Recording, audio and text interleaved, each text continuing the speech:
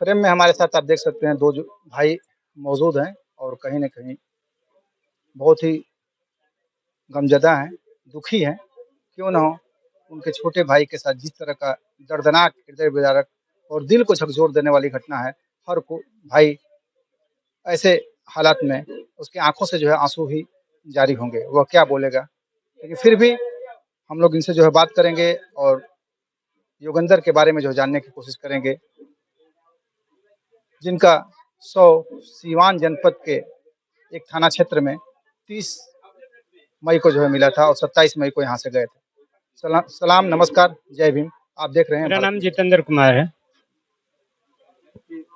जी, आपके भाई योगेंद्र जिनकी तो इस दुनिया में नहीं रहे हैं, लेकिन क्या घटना उनके साथ हुई थी? शुरू से लेकर आखिर तक पूरी जानकारी। मेरा भाई यहाँ से किसी का फ़ोन आया सिकंदरपुर क्षेत्र से कि चलना है सिवान और विदाई कराकर वहाँ से लेकर आना है। तो मेरे भाई बोला ठीक है चलते हैं। उसके बाद से शाम को 5 बजे निकल गए यहाँ से। घर से हमको बताकर निकला कि भैया हम जा रहे हैं सिवान और कल सुबह 8 बजे तक आ जाएंगे घर पे। उसके बाद यहाँ से निकल गए ये लोग 27 तारीख की शाम 5 बजे।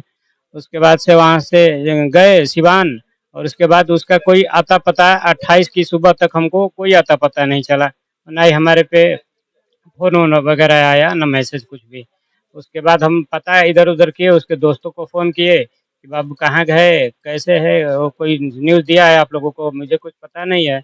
तो एक लड़के को अपने दोस्त को वो फ़ोन करके बताया था, एक नंबर दिया था कि कल सुबह 8 बजे तक यदि मैं नहीं आ पाता हूँ तो मुझे ढूँढने की कोशिश करना है। एक नंबर दिया और उसने ये भी कहा कि मुझे कुछ डाउट लग रहा है कि मेरे साथ कुछ अनहोनी ना हो जाए। उसने अपने दोस्त को फ़ोन के माध्यम से रात को 27 तारीख की रात को ही 9 बजे करीब फ़ोन करके बताया था। ये बात मुझे सुबह करीब 10-11 बजे के बाद पता चली। तो मैं तब तक उसके बाद जो दूसरा नंबर मिला था मुझे उसके दोस्त को, उसने मुझे नंबर दिया। मैं उस नंबर पे लगातार कई 2-3 घंटे तक ट्राई करता रहा, फ़ोन स्विच ऑफ आ रहा है। मेरे भाई को फ़ोन जा रहा था लेकिन कोई रिसीव नहीं कर रहा था, इसलिए हम लोग घबरा गए। उसके बाद हम लोग थाने में तहरीर दिए, तहरीर देने के बाद हम लोग यहाँ के थानेदार जो हैं सिकंदरपुर के, उन्होंने कहा कि आप चले जाइए सिवान और वहाँ पे जाकर पता लगाइए कि कहाँ पे रहे आपका भाई। ये थानेदार साहब ने आपके साथ जो कोई सिपाही, कोई अमला तो रवाना किया होगा कि भाई जाइए इनकी खोजबीन में मदद कीजिए? नहीं, उन्होंने ऐसा कुछ नहीं किया। वो हमारी बिल्कुल भी मदद नहीं किए।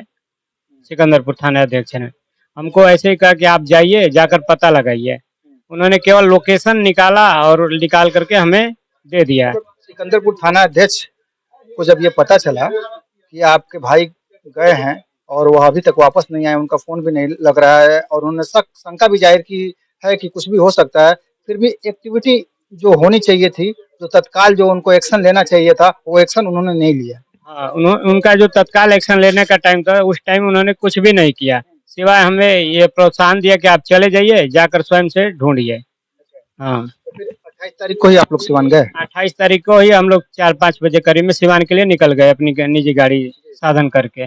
और उसके बाद वहाँ पे पहुँचने के बाद सराय थाना के SHO साहब हैं, उनसे संपर्क किए, उनको बताया अपनी बात। उन्होंने तुरंत एक्शन लिया और तुरंत हमारे साथ खोजने के लिए निकल पड़े। क्योंकि लोकेशन हम लोगों का उस टाइम जो है मेरे भाई के मोबाइल का उरई बाजार दिखा रहा था, जो सिवान डिस्ट्रिक्ट के अंडर में ही है। तो लोकेशन कैसे आप लोगों ने पता किया? वो थानेदार साहब पता किए क्या? थानेदार साहब ने पता लगाया और मतलब जो है कौन से थानेदार थे? यही सिकंदरपुर के थानेदार जो है वही लोकेशन ट्रैक करके हम लोगों को बताए थे कि उरई बाजार के आसपास आपका भाई का लोकेशन आ रहा है, आप जाइए वहाँ पे जाकर पता लगाइए। मतलब ये लोकेशन बता दिए लेकिन खुद जो है नहीं गए? खुद नहीं गए, बस लोकेशन बता दिए। हाँ, उसके बाद हम लोग वहाँ गए। उसके बाद रात को खोजने बिजने के बाद कुछ भी हम लोगों को हाथ नहीं लगा, ना ही मेरे भाई, ना ही गाड़ी, कुछ भी हम लोगों को पता नहीं चला 28 तारीख की रात को। उसके बाद से उन्होंने कहा कि आप अभी तो रात हो गई है, 2 बज गया है, रात 2 बज गया है। अब सुबह में आप 10 बजे आइए, हम आपकी पूरी मदद करेंगे। और ना ही उसका मोबाइल मिला है हमें अभी तक। तो उन्होंने कहा कि सुबह आइए और मदद करेंगे आपकी 10 बजे। तो हम लोग अगले दिन उसी टाइम हम लोग घर वापस आ गए और सुबह 8 बजे अपने सिकंदरपुर SHO के पास गए। एफआईआर कॉपी हमने रिसीव की। रिसीव करने के बाद हम लोग फिर वापस सिवान चले गए। तो वहाँ पे जाने के बाद पता चला कि जिस नंबर यहाँ सिकंदरपुर में तो गुमशुदगी ना आपकी दर्ज हुई 29 तारीख को दर्ज हुई कि 28 को दर्ज हुई? 28 तारीख को दर्ज हुई थी। हम फिर वो लोग जो है उसकी जो कॉपी है, कॉपी लेकर के फिर आप लोग जो है सिवान गए? कापी हम लोगों को 29 तारीख को सुबह मिली और वो 29 तारीख को फिर दोबारा हम लोग सिवान गए। तो वहाँ पे जो सराय थाने के एसएचओ हैं उन्होंने कहा कि इसका कोई अभी ये पता नहीं चला। जो नंबर आप लोगों ने जिस नंबर से फ़ोन आया था मेरे भाई के पास, उसका नंबर बंद आ रहा था। तो उस नंबर को ट्रैक करवाए। उसके बाद पता चला कि ये नंबर तो बंद है, लेकिन एक और उसका उसी नाम से एक और नंबर है जो अभी चल रहा है। तो उन्होंने कहा कि ये सिमरिया का नंबर है और सिमरिया गांव हमारे अंडर में नहीं आता है। आप चले जाइए नौतन थाना, वहाँ से जा कर के एसएचओ से बात कराइए मेरी, वो आपकी भी मदद करेंगे खोजने में। तो हम लोग चले गए तुरंत 29 तारीख को एसएचओ नौतन थाने के अंदर। तो वहाँ के एसएचओ ने कहा कि ठीक है। पहुँचने के बाद उनकी बात हम लोग उन्होंने हमारी बात सुनी। सुनने के बाद उन्होंने कहा कि ठीक है, हम आपकी मदद करेंगे। उन्होंने भी तुरंत एक्शन लिया और उस लड़के का जो लास्ट लोकेशन नंबर था वहाँ पर जा कर के खोजबीन किए, फिर भी कुछ पता नहीं चला। उसके बाद उसका घर का एड्रेस निकलवाए। निकलवाने के बाद से उसके घर पे छापेमारी हुई, तब जाकर वो पकड़ा गया। उसको पकड़ने के बाद उसका नाम मनोज कुमार है, जो सिमरिया का रहने वाला है। उसको पकड़ने के बाद थानेदार साहब अपने थाने में लाए। पूछताछ करने पे पता चला कि वो जो नंबर से फ़ोन आया था मेरे भाई के पास, वो उस मनोज कुमार ने किसी लड़की को दे रखा है। तो हमने कहा कि लड़की को दे रखे हो, तो एसएचओ साहब ने कहा कि लड़की को दे रखे हो तो उसको फ़ोन करके पता लगाओ कि आखिर में उसने किसको दिया है और उसने क्यों फ़ोन किया है। तो वो लड़की को फ़ोन करने के बाद लड़की कह रही है कि हम पहले इस मोबाइल को चलाते थे, उसको कबाड़ी में हम बेच करके कटोरा मेरी माँ खरीद ली है। वो सिम और मोबाइल मेरे पास नहीं है। उन्होंने ऐसा कह के टाल दिया इस बात को और फ़ोन कट कर दिया। उसके बाद फिर दोबारा फ़ोन आता है उस लड़के के पास, कह रहे तो लड़की कह रही है कि आपके अंदर दिमाग नहीं है, आप एसएचओ से बात करिए कि कितना पैसा लगेगा, हम देने के लिए तैयार हैं, आप एसएचओ से बात करिए। वो लड़की इस तरह से उसको लड़के को धमका रही है, कर रही है। एसएचओ साहब के सामने ही ये बात हुई सब सब तो कुछ। कैसे पता चला? लाउड स्पीकर ऑन था क्या फ़ोन का? स्पीकर ऑन था, हम लोग भी वहीं पर थे। तो लड़की इतना कह करके उसके बाद फ़ोन कट कर दी। वो तो फिर वहाँ के एसएचओ ने इस पे कोई एक्शन लिया? लड़की को कहीं पकड़ा-वकड़ा? जी, वहाँ के एसएचओ साहब ने कहा आप चलिए चलते हैं, उस लड़की को पकड़ कर लाते हैं। वो लड़के ने भी कहा कि हम उस लड़की के घर आपको लेकर चलते हैं। लेकिन उसी बीच तब तक एक लावारिस लाश का फ़ोटो आया उनके पास। उन्होंने मुझे हमें दिखाया हम लोगों को। तो हमने कहा कि ये तो मामला हमको डाउट हो रहा है इस पे कुछ, ये मेरे ही भाई का शव है। तो हम तब तक उन्होंने कहा कि आप चले जाइए सिवान थाना, सिवान सदर हॉस्पिटल, वहीं पे आपके भाई की डेड बॉडी ये पड़ी हुई है, आप जाकर शिनाख्त कर लीजिए। यदि मामला सही है तो आगे की कार्रवाई करेंगे हम। तो वहाँ पे हम लोग गए, शिनाख्त किए तो मेरे भाई की लाश थी। उसका कपड़ा, चप्पल, जीन्स पैंट और टी-शर्ट, उसका ये अंडरवियर और बनियान, सब कुछ वही मेरे भाई का ही था। तो इस माध्यम से हम लोग क्या पता लगा। क्या कहना चाहते हैं आप? मतलब अंडरवियर बनियान से क्यों आपको जो है चेक करना पड़ा? चेहरा क्या? चेहरा नहीं सही था क्या? नहीं, मेरे भाई की चेहरा फ्रेश साफ नहीं था। लाश जो है 10-15% 20% का तक करीब सड़ चुकी थी। उसका चेहरे पर एसिड डाल दिया गया था कि बॉडी पहचान में न आए। उसका हाथ भी ऐसे ये हो गया था पूरा। ये कौन है जो इस तरह का जो कार्य कर सकते हैं? आपके भाई की कोई पुरानी दुश्मनी थी क्या किसी से? नहीं, मेरे भाई की कोई पुरानी दुश्मनी किसी से भी नहीं थी। हम लोगों की तीनों भाइयों की किसी से कोई दुश्मनी नहीं है। ना ही ज़मीन को लेकर, ना ही जायदाद को लेकर किसी भी तरह का कोई ये नहीं है हम लोगों के। गाड़ी का आपको क्या हुआ? आप ही की गाड़ी थी ना जो जिस गाड़ी से गए थे? मेरी अपनी ही गाड़ी थी, जो अभी तक भी उसका कोई अता-पता नहीं चल पाया है। ना ही गाड़ी मिली, ना ही मोबाइल मिला है अभी तक उसका। आप तो उनके दूसरे नंबर के जो भाई हैं। हाँ, और फ्रेम में जो है माताजी भी हैं, देख सकते हैं आप। माताजी है ना आपकी? हम मीडिया के माध्यम से गाड़ी नंबर बताना चाहते हैं, जिस भाई को भी मिले तुरंत हमें सूचना करे। गाड़ी number UP 63 Z 1112 Scorpio S10 है। जिस भाई को भी ये नंबर दिखे तुरंत सिकंदरपुर थाने या बिहार थाने में संपर्क करें। पुलिस ने जो जिस एरिया में आपके भाई का जो शव मिला था, वहाँ सीसीटीवी फुटेज वगैरह खंगाला? नहीं, मेरे भाई का जहाँ पे शव मिला वहाँ पे सीसीटीवी फुटेज अभी तक कोई उन्होंने हमें ये संज्ञान नहीं दिया है कि सीसीटीवी फुटेज हमने निकाला है, और ना ही इसकी सूचना हमें मिली है।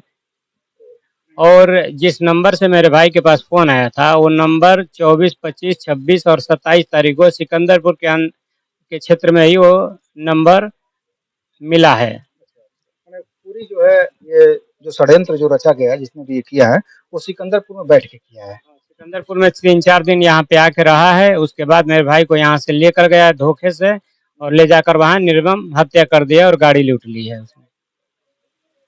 तो ये महज एक लूट का मामला आप मान रहे हैं या इसके पीछे कुछ और भी साजिश हो सकती है? नहीं, मेरे भाई की निर्मम हत्या की गई है, यह हत्या का मामला है, हत्या और लूट दोनों का मामला है जी।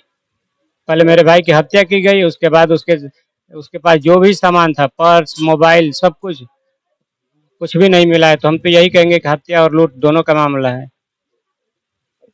तो चूँकि अब दुनिया में नहीं रहे हैं आपके भाई, अब एक आखिरी उम्मीद आपको ये होगी कि उसको जो है न्याय मिले, परिवार को जो है न्याय मिले, उसकी आत्मा को जो है शांति मिले। किस तरह का सहयोग आपको सिकंदरपुर थाने से अब मिल रहा है, चूँकि जो है शव अब बरामद हो चुका है? सिकंदरपुर थाने से अभी भी कोई सहयोग मुझे नहीं मिल रहा है, बस सांत्वना दे रहे हैं कि हम आपका काम कर रहे हैं, बट 3 दिन हो गया शव मिले हुए, अभी तक कोई भी नहीं सिकंदरपुर एसएचओ साहब मिलने आए हमारे घर, नहीं हमें देखने आए कि कैसे हैं कैसे नहीं, कोई भी रिस्पॉन्स नहीं ले रहे हैं वो, कोई कुछ काम ही नहीं करना चाहते हैं सिकंदरपुर एसएचओ हमारी। सिकंदरपुर में जब लोकेशन मिला है, सिकंदरपुर से जब वो गए हैं, तो एसएचओ साहब तो चाहें तो जो सिकंदरपुर में जांच पड़ताल कर सकते हैं। बिल्कुल, हमने इसके लिए तहरीर भी परसों भी जाकर दिए, आज भी देकर आए हैं कि सर 4 दिन जब यहाँ पे वो रहा है वो नंबर, तो आप कम से कम ये तो पता लगा सकते हैं कि 4 दिन वो किसके यहाँ रहा है, किस गाँव में रहा है, किस क्षेत्र में रहा है, किसके घर में रहा है, ये तो पता आप लगा सकते हैं। सीसीटीवी फुटेज आजकल तो हर जगह लगा हुआ है, लेकिन वो हमारी बात सुनने को तैयार नहीं है।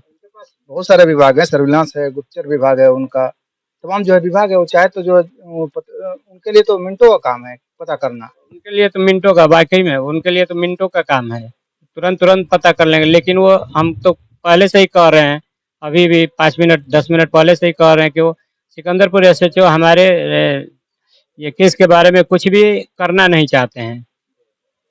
आपके भाई ने ये नहीं बताया था कि हम सिकंदरपुर में किस मोहल्ले से जा रहे हैं और किस मोहल्ले में फिर वापस आएंगे, ये बताया था? नहीं, ये बात नहीं बताए थे, मोहल्ले का जिक्र हमसे नहीं किए थे। हाँ, बस ऐसे बोले कि सिकंदरपुर से ही जाना है और वहाँ से विदाई कराकर लेकर आ जाना है। मोबाइल पे आया था, पुलिस उसको ट्रेस कर पाई है कि किसने बुक किया था उनकी गाड़ी को? जी, पुलिस ट्रेस कर लिया है उन्होंने, तो अब उसका लास्ट जो नंबर आ रहा है वो यही मनोज कुमार का फ़ोन आया है, उसके बाद योगेंद्र कुमार की तरफ से मेरे अपने दोस्त के यहाँ मैसेज लास्ट 8:42 के करीब उसने लास्ट फ़ोन किया है, उसके बाद उसका कोई अता पता नहीं चला है। किसी नंबर है जो नंबर योगेंद्र ने बताया था, उसी नंबर से जो उसे उसकी गाड़ी बुक की गई थी? जी, उसी नंबर से गाड़ी बुक की गई थी। माताजी, आप कुछ बताएंगी आखिर क्या हुआ होगा आपके बच्चे के साथ?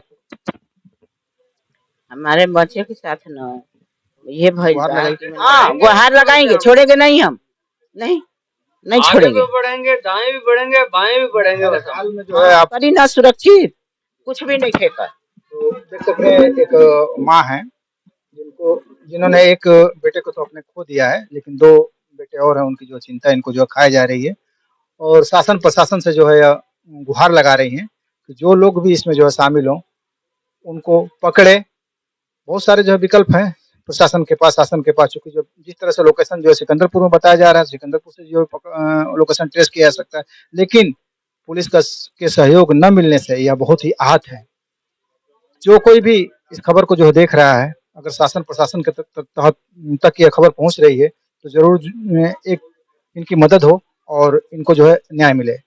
आप क्या कहना चाहेंगे? कमेंट बॉक्स में कमेंट कर जरूर लिखें। कि जब एक व्यापारी था जो कि वो कार्य करते थे, ट्रेवल्स का जो कार्य था। मान लीजिए गाड़ी जो घर वालों ने खरीद कर दी थी, उनके जो बड़े भाई ने खरीद कर दे दी थी, लेकिन जो उसको जो चलाते थे वो बुक करते थे और 2 पैसा जो कमाते थे, आमदनी का जो ज़रिया था। तो इस तरह से हज़ारों लोग, लाखों लोग जो है कार्य करते हैं। अगर एक-एक लोगों के साथ अगर ऐसे ही घटना होती रही, तो फिर जो है क्या होगा समाज को का? कैसे कोई जो है किसी की शादी होगी, कैसे किसी की विदाई होगी, हर एक के पास जो गाड़ी नहीं होती है, सोचने वाली बात है। शासन प्रशासन को इस पे जो है गंभीरता से जो है जाँच करना चाहिए। अगर कोई गिरोह जो सक्रिय हो, तो गिरोह का भी खुलासा हो। हालाँकि जिस तरह से भाई ने बताया है कि जो उनके भाई का शव मिला है, जिस तरह से चेहरे को पूरी तरह से जो बर्बाद कर दिया गया था कि कोई पहचान न सके, तेजाब तक जो डाल दिया गया था, यह जो है जघन्य कांड है। और ये कोई आम छोटे-मोटे लोगों का जो है नहीं हो सकता है, इसमें ज़रूर कोई न कोई जो बड़ा हाथ है। भारत मीडिया के लिए गौहर खान के साथ शब्बीर अहमद की रिपोर्ट। बने रहें भारत मीडिया के साथ।